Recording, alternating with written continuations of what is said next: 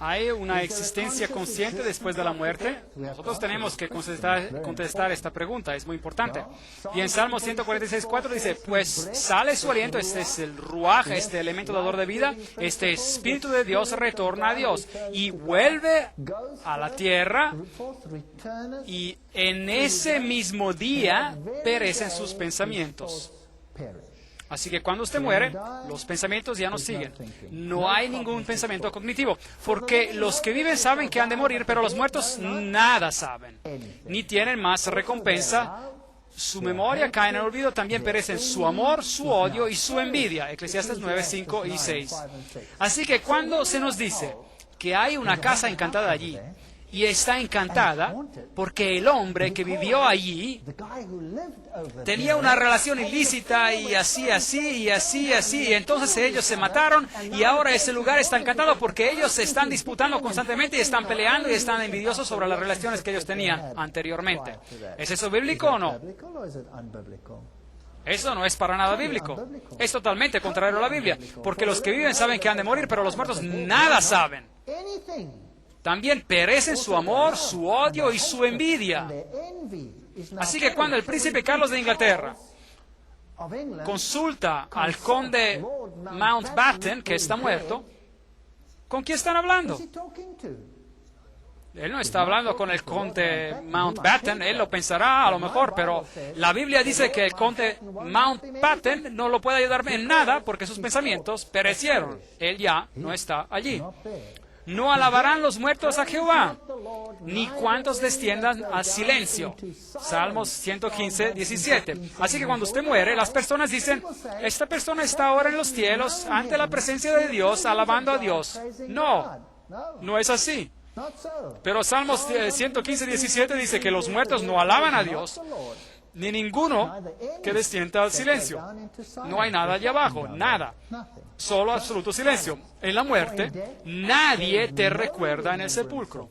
¿Quién te alabará?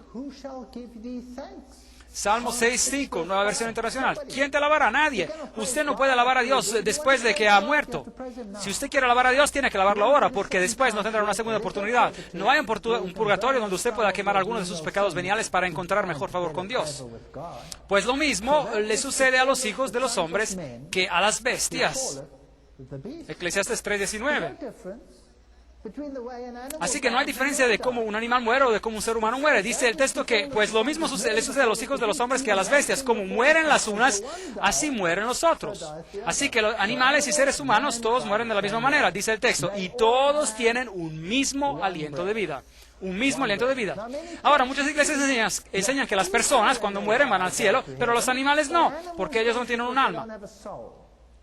Pero esto no es bíblico. That's not biblical. Aquí está el texto bíblico. Y la Biblia no se puede contradecir a sí misma. Todos mueren de la misma manera. Ese animal tiene exactamente el mismo metabolismo que cualquier ser humano. As any human being. Cualquier científico les puede decir eso. Tell you that. Yo puedo trasplantar el órgano de un animal en un ser humano, And put it into a y human si being. podemos evitar el problema del rechazo por parte del cuerpo, usted probablemente sobrevivirá. Así que no hay ninguna diferencia en la manera en que un hombre vive y cómo un animal vive. La única diferencia es que un ser humano toma decisiones cognitivas en su vida In his life. y está sujeto Is subject al juicio de to Dios. the reckoning of God. Y por consiguiente puede estar en Cristo o afuera de Cristo. Así que los animales mueren de la misma manera que los seres humanos. Ellos todos tienen un mismo espíritu, ruach, el elemento dador de vida. Y el texto continúa diciendo, así que no es más el hombre que la bestia. ¿No es eso interesante? Isn't that interesting? Nosotros debemos de leer la Biblia cuidadosamente. Isaías 38 y 18 dice, de hecho hay una armonía hermosa a través de toda la Biblia. Isaías 38 y 18 dice, en la Nueva Versión Internacional nos dice, el sepulcro nada te agradece, la muerte no te alaba.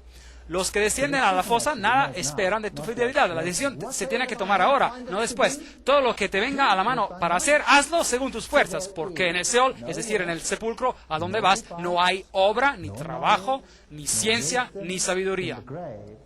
Eclesiastes 9:10. Ecclesiastes 9:10. Así que cuando usted está muerto, y si usted quiere hacer algo, hágalo ahora. Do it now. Si usted quiere arreglar algo con alguien, con una persona que ha tenido algún problema, hágalo ahora, porque usted no podrá hacerlo más tarde. Usted no va a poder regresar después como espíritu o fantasma y arreglar el asunto o pelearse para siempre y después hablar de casas encantadas o lo que sea. Eso es demonología, eso es espiritismo. Imagínese Imagine cuánta confusión confusion pudiera evitarse si las personas aceptaran la doctrina bíblica sobre la muerte. on death. ¡Qué maravilloso alivio! Yo me sentí tan aliviado cuando supe que mi madre My mother dormía. was asleep. Y yo tengo ahora la certeza de que un día That one day ella resucitará she will en Cristo. rise in Christ. Yo tengo la certeza sobre esto. Mi madre no conoció toda la verdad, pero yo sé que Dios la juzgará según lo que ella sabía. Mi madre murió cuando yo tenía 12 años. Y yo siempre estaba angustiado cuando yo hacía cosas malas y pensaba, oh mamá, por favor, discúlpame, por favor, cierra tus ojos para que no veas esto. Ahora yo sé que mi madre está dormida. ¡Qué alivio! Que ella no tiene que preocuparse por mí, ni desesperarse, ni entrar en pánico en el más allá, viendo si hago esto, aquello, bien o mal. Si hago lo correcto o lo malo. Esa está dormida. Y un día yo tendré una buena conversación con ella cuando el Señor la resucite de los muertos. Esa es mi esperanza. That is my hope. Esa es una broma bastante vieja, pero todavía es cómica. Paul Adam, 1902, en su lápida dice, deténgase mi amigo al pasar por aquí, así como usted es ahora, así también una vez yo fui. Yo como soy yo ahora, usted pronto también lo será. Así que prepárese para seguirme. Y seguirlo a usted no es de mi agrado hasta que yo no sepa a dónde es que usted fue. Bien, esa es una respuesta muy simpática. Ahora, ¿qué se puede decir sobre esto? Este es el lugar del nacimiento del espiritismo moderno. En ese sitio estaba la casa de Hydesville, el hogar de las hermanas Fox, The Fox sisters. y esta es su This is their lápida, y dice, el 31 de marzo del 1848, no hay muerte, no hay muertos. no dead. ¿Y ese es el lenguaje de Dios o es el lenguaje de la serpiente? Serpent language. Es el lenguaje de la serpiente. Muy interesante. Ahí están ellas, las tres hermanas Fox. Ellas son las que empezaron el espiritismo moderno porque ellas escuchaban golpes, repiqueteos en las paredes de sus casas, de su casa, y ellas respondían a los repiqueteos, tac, tac, tac, tac. Y entonces los espíritus también, tac, tac, tac, tac. Y así se estableció la comunicación moderna con el mundo de los espíritus. Y se vio para el mundo occidental. Claro, en las culturas antiguas siempre habían existido esas prácticas, en la cultura africana, en la cultura egipcia, en la cultura babilónica y en la cultura oriental.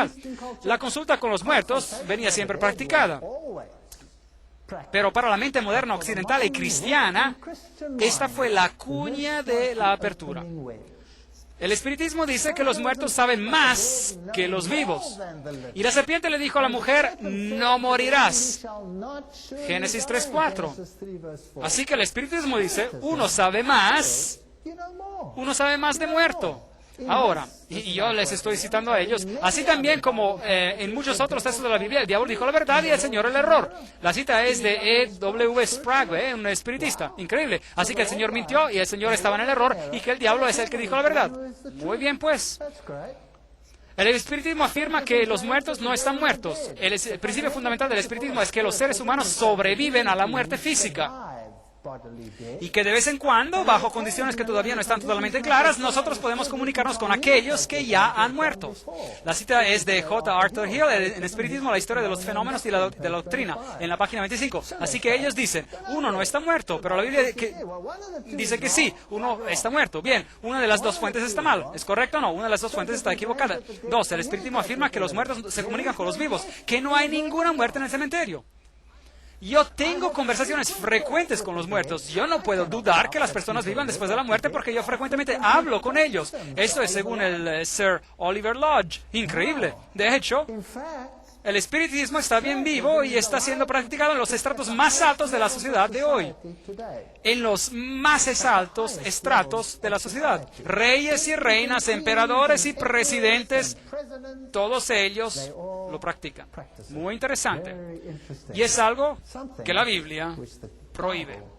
El Pensador Progresivo, del 18 de mayo de 1929, dice, lo que el espiritismo es y hace es quitar todo el miedo de la muerte, la cual es realmente el portal hacia el mundo espiritual. Este es el misticismo oriental. Esto es rendirle culto de adoración a Osiris y a Anubis. Y él enseña que la muerte no es la cesación de la vida, pero un simple cambio de condición, nada más. Y que el espiritismo es el mensaje de Dios a los mortales declarando que no hay muerte. Que todos los que han ya fallecido siguen viviendo. Que hay esperanza en la vida del más allá, aunque uno sea el más pecador. Ay, así que siga pecando, no es importante porque usted puede arreglarlo más tarde. Eso es interesante. Y que cada alma progresará a través de los años a alturas sublimes y gloriosas, donde Dios es amor y el amor es Dios. Y yo siempre digo, miren a India, miren a Calcuta, a ver si es que los miles de años de reencarnación han mejorado la calidad de la vida ahí. Es ridículo. Es la mentira más patética en el universo. Y el diablo la originó y el mundo la cree. Esa es la verdad del asunto. Como nube que se desvanece y pasa, así es el que desciende al Seol, es decir, al sepulcro, no subirá de ahí, no volverá más a su casa. Job 7, 9 a 10. Usted no puede hablar con los muertos porque los muertos no saben nada.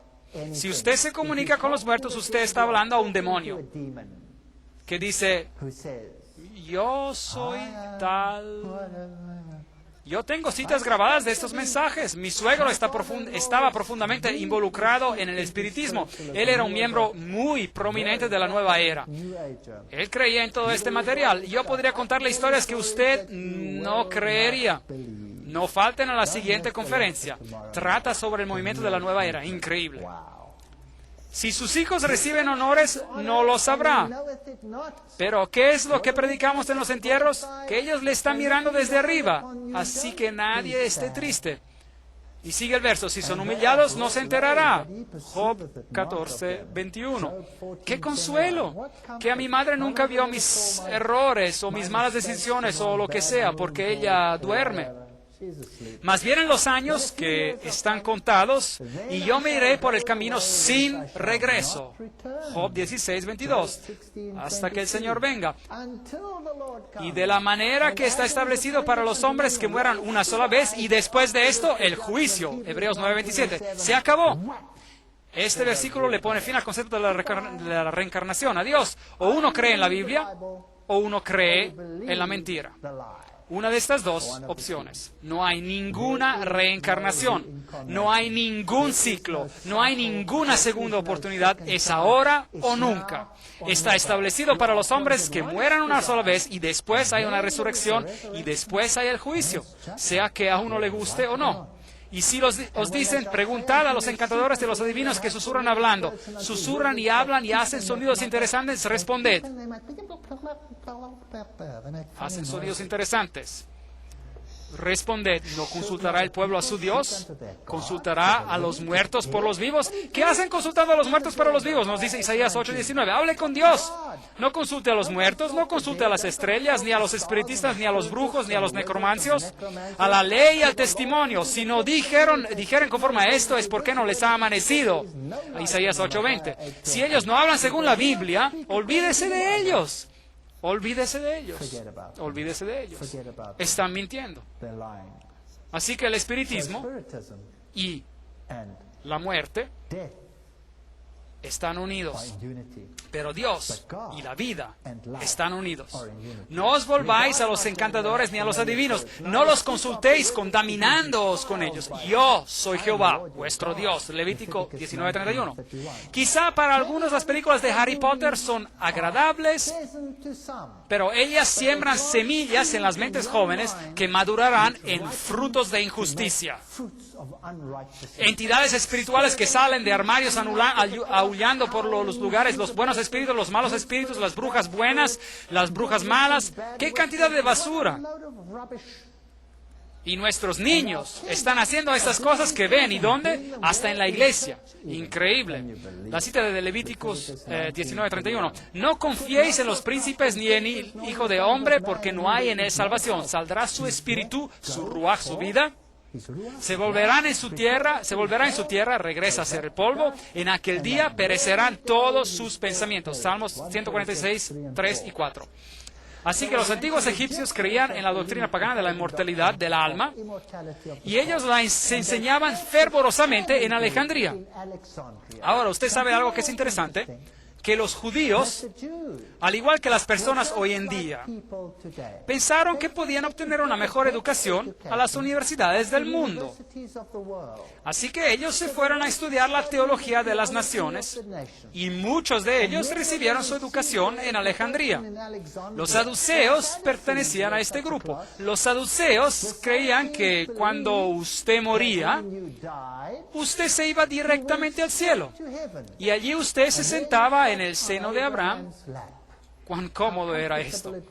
Y si usted tenía algún motivo para orar, entonces usted oraba a Abraham, que estaba muerto, para después de comunicarse con Dios. Eso es la adoración de los ancestros. Usted, pues, porque usted ora por medio de Abraham a Dios, usted usa un intermediario. Y ellos enseñaban, tal como ellos se lo aprendieron aquí en Egipto, en Alejandría, que cuando usted moría, usted o bien iba al lugar bueno o usted iría al lugar ardiente. Ese es el culto de Anubis o de Osiris. Por otro lado, los fariseos, ¿en qué creían ellos? Ellos creían en la muerte y en la resurrección. Y cuando Pablo fue traído ante el Sanedrín, porque es sorprendente ver qué aliados uno encuentra cuando se está oponiendo a Dios. Cuando se trataba de oponerse a Cristo, los fariseos y los saduceos entraron en perfecta armonía, amigos, buenos aliados. Y cuando Pablo fue confrontado después, él se encontraba en una situación difícil, y así que él les lanzó el comentario, y él les dijo a ellos: yo soy un fariseo, yo creo en la resurrección. Y ¡boom! ¿Se acuerdan qué pasó? Lo que aconteció, empezaron una disputa tan fuerte entre ellos que ni supieron siquiera qué hacer ya con Pablo. Interesante. Así que esto es lo que los egipcios antiguos creían. Así que la adoración ancestral en la mayoría de los casos es simplemente el espiritismo oriental, que sirve como el exponente de la inmortalidad. Contacto con el otro mundo, página 14. Esto es la esencia del todo. También hacen grandes señales, de tal manera que incluso hace descender fuego del cielo a la tierra delante de los hombres y engaña a los moradores de la tierra por las señales que le ha sido dado a hacer. Apocalipsis 13:13. El espiritismo va a jugar un papel muy importante en los engaños de los últimos días, y yo les mostraré diapositivas que los asombrarán en una nueva conferencia llamada Señales y Maravillas. No falte a esa.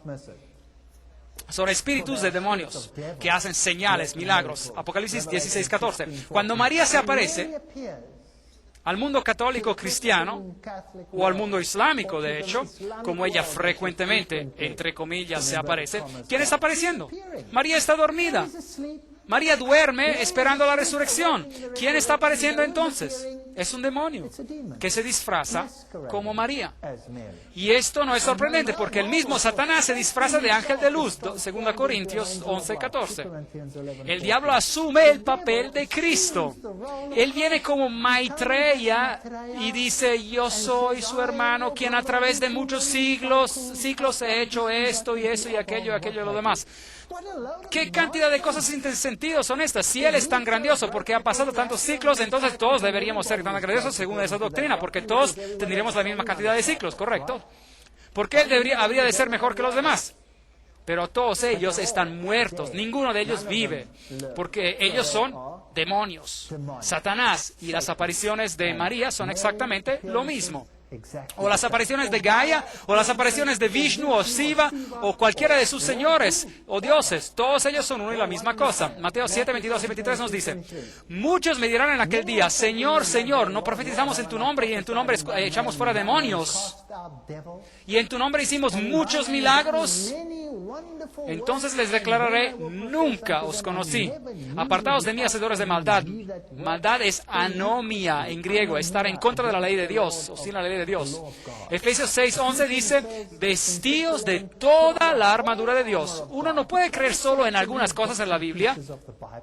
Uno se tiene que vestir con toda la armadura para que podáis estar firmes contra las acechanzas del diablo. Si llegara aquí un espíritu apareciéndose y declarando ser Jesucristo, como sucedió en México cuando miles de personas se postraron en un estadio del fútbol donde Él se apareció y lo adoraron, ¿qué pasa? ¿Quién está apareciendo? Y si usted quiere estar firme contra estas manifestaciones extrañas, entonces nosotros debemos armarnos con la Biblia. Bien, algunas personas dicen, ¿y qué hay acerca del ladrón en la cruz? Jesús le dijo, usted estará conmigo en el paraíso. Revisemos cuidadosamente este texto. Y dijo a Jesús, acuérdate de mí cuando vengas en tu reino. Lucas 23:42. Ese día era el viernes. Y Jesús le dijo a él, de cierto te digo que hoy estarás conmigo en el paraíso. Lucas 23:43. Así que aquí, supuestamente, el ladrón iba a estar con Cristo en el paraíso en el día que él murió. Bien, depende de dónde usted ubique en el texto la palabra que o la coma, dependiendo de la versión española, porque esa coma o la palabra que no estaban ahí en el texto original. De hecho, el espacio entre las palabras no estaba ahí en el texto original, era todo un bloque grande. Así que, si usted mueve la coma o mueve la palabra que, también se podría leer de la siguiente manera. De cierto te digo, hoy que estarás conmigo en el paraíso. Es decir, tú estarás conmigo en el paraíso. Ahora, nosotros tenemos que hacer la pregunta. ¿Jesús estuvo, el ladrón, contigo después de tu muerte en ese día viernes? ¿Se reunió él contigo en el paraíso, sí o no? Bien. Primeramente, el ladrón no podría haber estado allí porque aún no estaba muerto, porque la Biblia dice que cuando estaba llegando el final del día y acercándose el sábado, ellos estaban diciéndose a los romanos que apresuraran el final de los crucificados porque ellos todavía estaban vivos. Así que fueron y hicieron ¿qué con sus huesos? Le rompieron sus huesos, pero cuando ellos llegaron a Cristo, Él ya estaba muerto. Así que les rompieron los huesos para que no los bajaran de la cruz en el día sábado, porque habría sido un sacrilegio hacer esto en el día sabático. Eso estaría violando el sábado. Así que quebrántele los huesos y ya no pueden hacer eso. Así que primeramente el ladrón no estaba muerto al acercarse el sábado y segundamente Jesús no estaba en el cielo. Jesús no ascendió al cielo en el día de su crucifixión. Él durmió en su sepulcro. Verifiquemos este hecho. María Magdalena va a la tumba el domingo de madrugada y Jesús le dice a ella, suéltame, porque aún no he subido a mi Padre. Juan 20:17. Por lo tanto, él no podría haber estado con el ladrón en el cielo ese día, porque él aún no había ascendido a su Padre. Pero ve a mis hermanos y diles, subo a mi Padre y vuestro Padre, a mi Dios y a vuestro Dios. Juan 20:17. Así que temprano en el primer día de la semana Jesús ascendió hacia el cielo. Él no se encontraba allí en ese día, el viernes, y esa misma tarde él regresó porque él se apareció a los discípulos.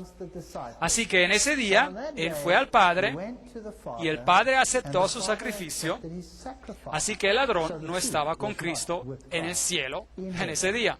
Así que Cristo dijo, de cierto te digo hoy que estarás conmigo en el paraíso. Dios no se olvida de los muertos. El hombre que muere volverá a vivir. Todos los días de mi vida esperaré hasta que llegue mi liberación. Entonces llamarás y yo te responderé. Tendrás afecto a la obra de tus manos. Job 14, 14 y 15. Así que Él morirá y Él dormirá, y Cristo desea, Él anhela estar con su pueblo. Él casi no puede esperar hasta el día de la resurrección. Así que los muertos que duermen en Cristo, en el día de la resurrección, Jesús les dirá, salid, ya estoy aquí. Y ellos se despiertan. Pero ahora Cristo ha resucitado de los muertos, primicias de los que murieron es hecho. Así como en Adán todos mueren, también en Cristo todos serán vivificados. Cristo las primicias y luego los que son de Cristo. ¿Cuándo? En su venida, dice el texto. 1 Corintios 15, 20, 23. Ahora, la Biblia dice que había una ofrenda mecida, agitada, una ofrenda de las primicias. Ahora, cuando Cristo resucitó de entre los muertos, hubo un terremoto. O bueno, cuando murió hubo un terremoto. ¿Y qué pasó? Las tumbas se abrieron y los muertos resucitaron. Ciertos muertos en particular resucitaron. Y esos muertos son las primicias de la resurrección y están con Cristo en el cielo. Así que algunos ya están en el cielo. Y además hay otros que también están en el cielo. Enoc nunca murió. Él se fue al cielo. Él fue trasladado al cielo. Elías, él no murió. Él fue trasladado al cielo. Y Moisés murió, pero fue resucitado porque el libro de Judas dice que hubo disputa sobre él, y Elías y Moisés y Enoc y varios otros quienes sirven como sacerdotes junto con Cristo, porque había 24 ancianos juntos y 25 en total con Cristo. Así que como esto era en el santuario terrenal, hay también ancianos que sirven en las cortes celestiales. Así que algunos están en vida. Estaré satisfecho cuando despierte a tu semejanza. Nosotros seremos transformados en la semejanza de Cristo. Salmos 17, 15. En mi carne he de ver a Dios. Lo veré por mí mismo. Mis ojos lo verán, no los de otro. Job 19, 26 y 27. Así que no es un espíritu. Yo mismo lo veré tal como soy. Maravilloso.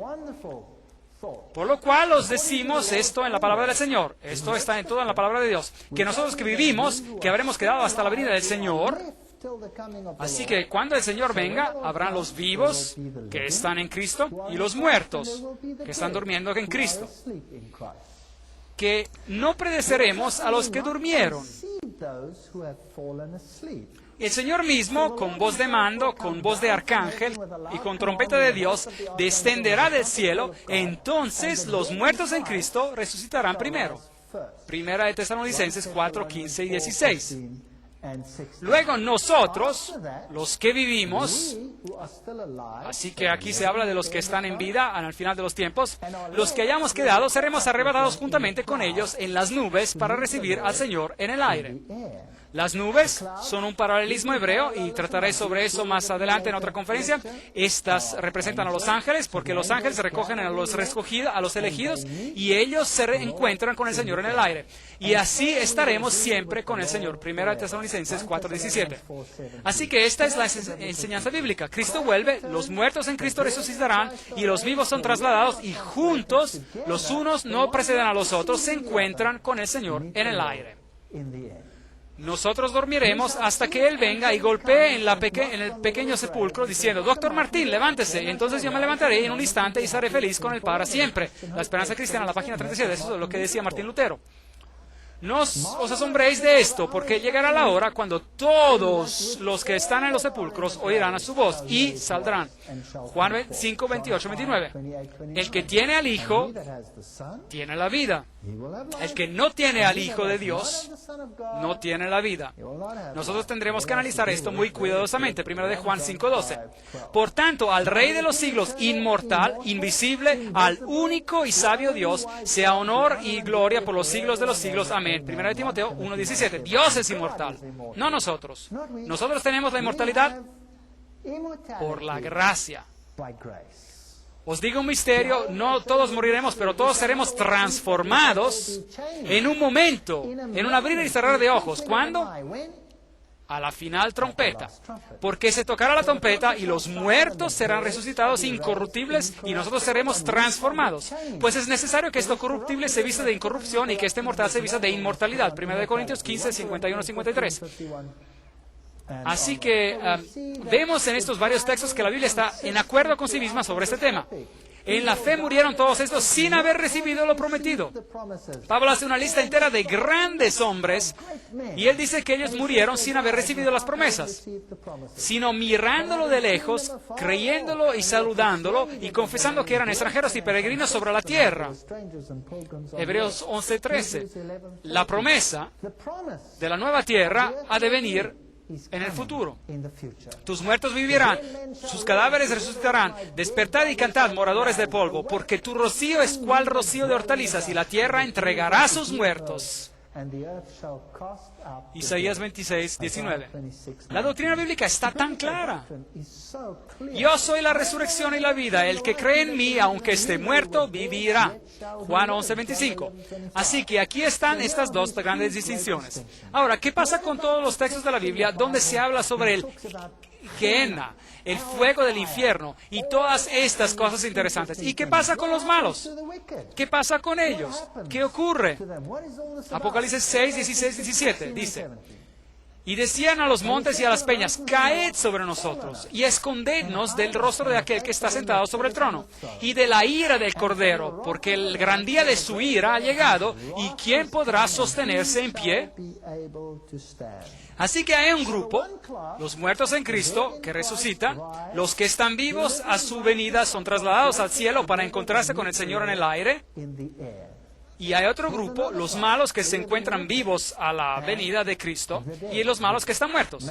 Mateo 10:28 dice: y no temáis a los que matan el cuerpo, pero el alma no puede matar. Es decir, no puede matar al nefesh, al elemento de vida. Temed más bien a aquel que pueda destruir el alma y el cuerpo en el infierno. ¿Es la doctrina del infierno? Bien, la palabra utilizada aquí es Gehenna. Gehenna. ¿Qué significa? Veamos esto. Gehenna se origina del hebreo. Primero, el infierno es el lugar del castigo futuro que se llama Gehenna o Gehenna del fuego. Esta era originalmente el valle de Hinnom, al sur de Jerusalén, donde la suciedad y los animales muertos de la ciudad eran desechados y quemados. Un símbolo apropiado de los malos y de su destrucción futura. Así que aquí ustedes tienen la explicación de la concordancia sobre esta palabra. Así que esta palabra se refiere al valle donde los cuerpos de los muertos se quemaban y se destruían. A propósito, ¿cuánto tiempo duraban esos cuerpos quemándose? ¿Hasta qué? Ya se hubiesen consumido, hasta que se hubiesen consumido. Ahora, en griego, la palabra Hades, y en hebreo la palabra Sheol, y que se usa a menudo como infierno, para la doctrina del infierno, representan al lugar de los muertos. Así que es el sepulcro. Usted desciende al abismo, usted baja hacia el Sheol, al sepulcro. Usted desciende al Hades, al sepulcro. Y se traduce también a menudo como infierno. Así que aquí uno tiene las dos posibilidades para la doctrina del infierno.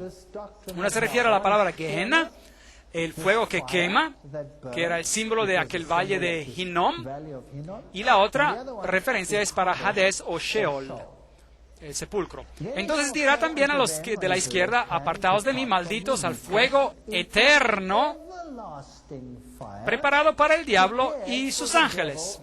Mateo 25:41. Ahora, ¿qué es este fuego eterno? Estos son los símbolos que se usan para explicar la doctrina del infierno. Y esto es lo que Samuel Hopkins escribió. Es la doctrina católica, y él dijo lo siguiente: el humo de su tormenta ascenderá para siempre a la vista de los bienaventurados, ante sus ojos. Este despliegue del carácter divino y gloria estará a favor de los redimidos.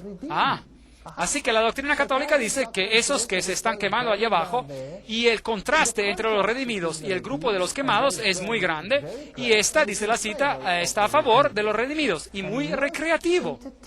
Interesante. Y eso da el placer más grande a los que aman a Dios. Eso sería horroroso. Así que si yo tengo a mi hija o a mi hijo o a alguno de ellos ahí abajo, eso me daría el más grande placer mientras yo estoy sentado en el cielo y desde yo los veo quemándose. Eso es enfermizo.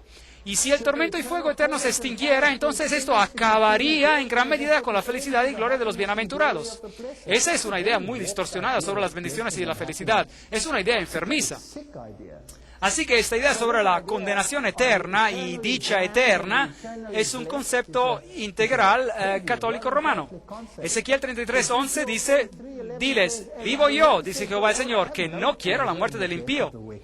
A Dios no le gusta la muerte de ellos, sino que, y dice el texto, sino que se vuelva el impío de su camino y que viva. Volveos, volveos de vuestros malos caminos. ¿Por qué habéis de morir, casa de Israel?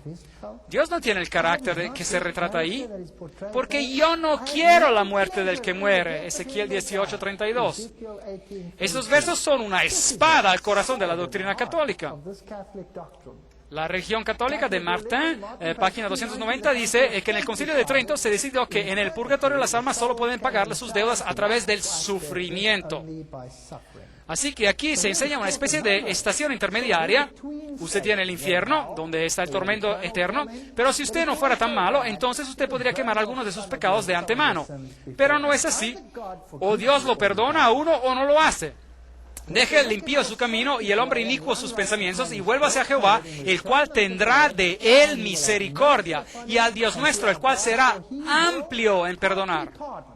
Isaías 55:7. ¿Es eso correcto o no? Perdonará abundantemente. Desde el este hasta el oeste, Él quitará sus pecados. No hay ninguna estación intermediaria donde usted necesita una antorcha de fuego para quemar el resto que no se perfeccionó. Así que la doctrina del purgatorio no es bíblica tampoco. ¿Qué hay con respecto de la historia del hombre rico y Lázaro? Bien, nosotros ya la hemos explicado. Jesús les estaba hablando a los fariseos y a los saduceos. Y los saduceos enseñaban que cuando usted moría, usted se iba o directamente al cielo o directamente al infierno. Esa era una doctrina de Alejandría, que es donde ellos habían recibido su educación. Y, a propósito, ellos también, como nosotros dijimos, enseñaban que ellos se iban al seno de Abraham. Y ahora Jesús toma su historia y Él se las pregunta con una conclusión al revés. Ellos también enseñaban que si usted era grandioso y bueno y maravilloso en esta tierra, y si usted era uno de los elegidos, nacido entre la sociedad escogida, entonces usted iría directo al seno de Abraham. Bien, así que Jesús toma su doctrina y Él toma todo lo que ellos sostienen y llega a conclusiones opuestas. El hombre rico va al lugar malo. Él representa a Israel, que tenía todo este conocimiento. Y el hombre pobre, que no tenía nada más que heridas, que representaba al pecador, que esperaba por las migajas de lo poco de doctrina que pudiera caer de la mesa de Israel, y él no recibía nada. Él es el que se fue al seno de Abraham. Y entonces los que estaban allí abajo le dijeron a él, Padre Abraham, por favor, ¿podría yo enviarle a alguien un mensaje para que mis hermanos sean advertidos y no vengan acá? Ahora, ¿qué hay de malo con esa historia? Las personas hacen de esa historia una historia literal. Primero, todos los redimidos estarían en el seno de Abraham, y eso no es bíblico. Y segundo, el hombre rico está orando, pidiendo al padre Abraham de hacer algo por él, y eso es veneración a los muertos. Así que todas estas doctrinas en esta parábola apuntan directamente a la doctrina de los saduceos y acaban con ella.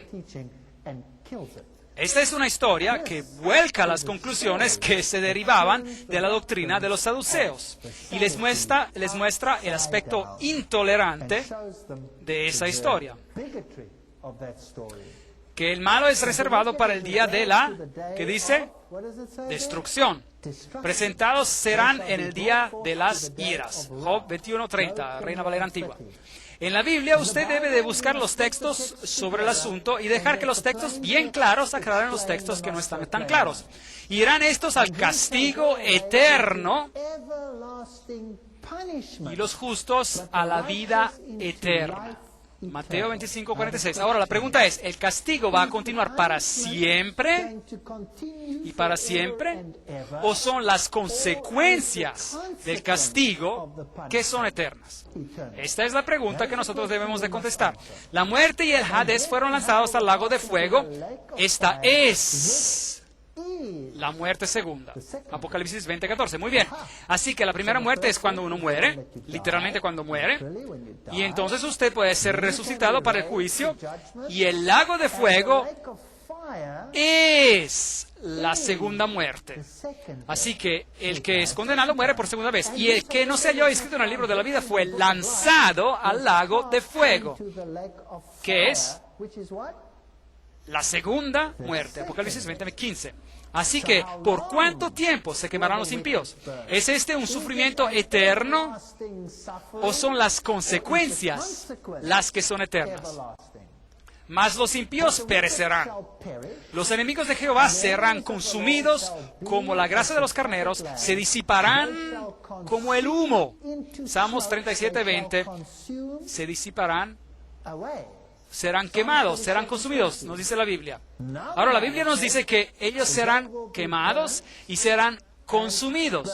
Así que las consecuencias del fuego, del Gehenna, así como esos animales que morían y eran quemados, o aquellos que eran quemados hasta que eran consumidos, ellos serán destruidos, serán quemados y se consumirán. Y de Dios descendió fuego del cielo y los consumió. Apocalipsis 29. Así que ellos serán consumidos. Ciertamente viene el día ardiente como un horno, y todos los soberbios y todos los que hacen maldad serán estopa. Aquel día que vendrá los abrazará, dice Jehová de los ejércitos, y no les dejará ni raíz ni rama. Malaquías 4:1. Ellos serán quemados por completo. ¿Hay ejemplos de esto en la Biblia? Veamos.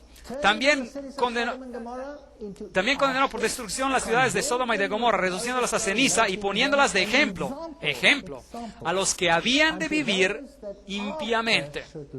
Segunda de Pedro 2:6. Ahora, ellos sufrieron las consecuencias del fuego eterno. ¿Y ese fuego ardió eternamente o fueron las consecuencias las que fueron eternas con respecto a Sodoma y Gomorra? ¿Están todavía quemándose Sodoma y Gomorra? No. ¿Pero por cuánto tiempo han desaparecido? Para siempre. Ese es el concepto hebreo de lo que quiere decir eterno, para siempre y para siempre. Lo que se da a entender es que las consecuencias son para siempre. También Sodoma y Gomorra. El texto se encuentra en Judas 1:7. También Sodoma y Gomorra y las ciudades vecinas, las cuales de la misma manera que aquellos habiendo fornicado e ido en pos de vicios contra la naturaleza, fueron puestas, por ejemplo, sufriendo el castigo del fuego eterno.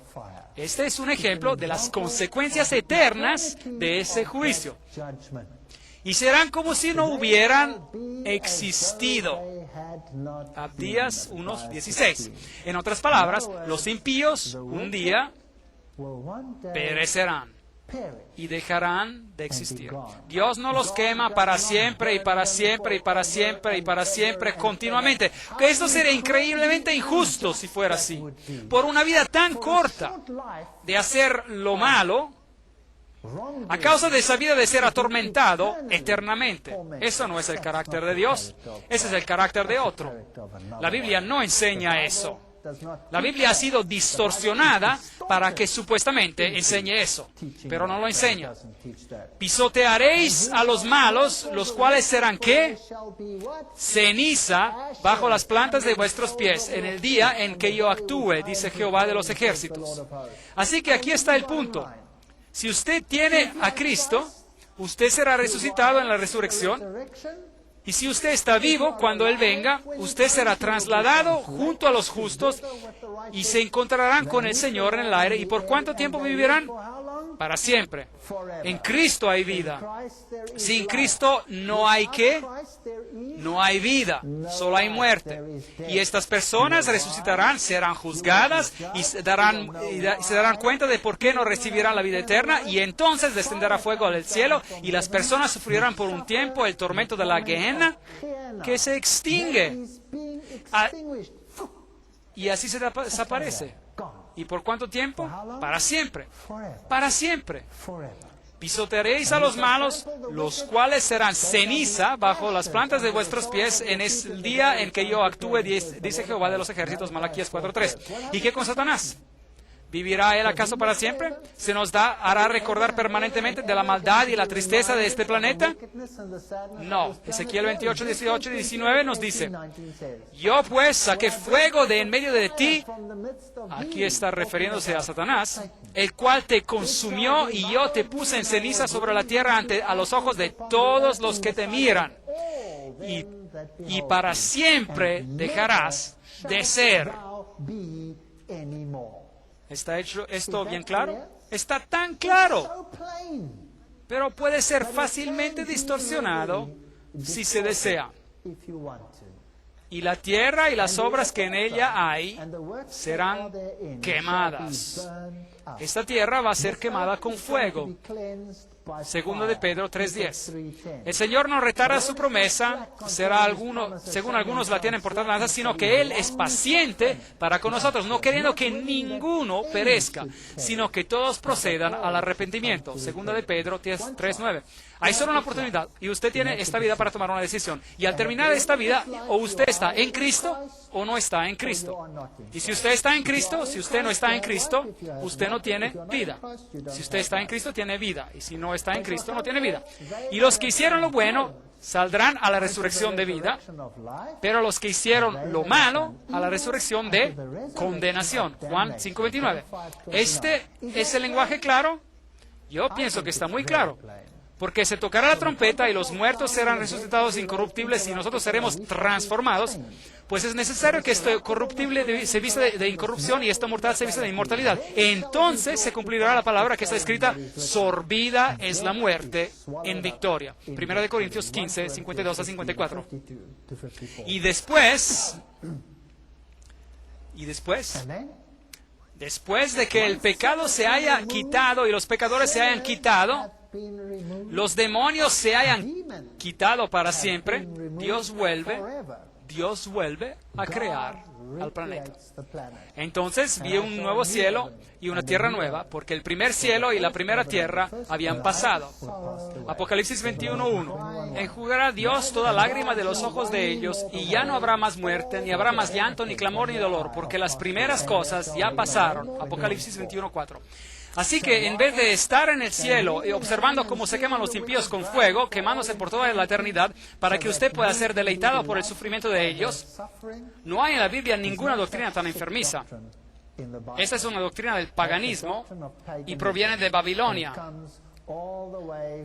Y es enseñada en el mundo y creída por el mundo por casi cada sistema religioso, incluyendo también a la corriente principal del cristianismo.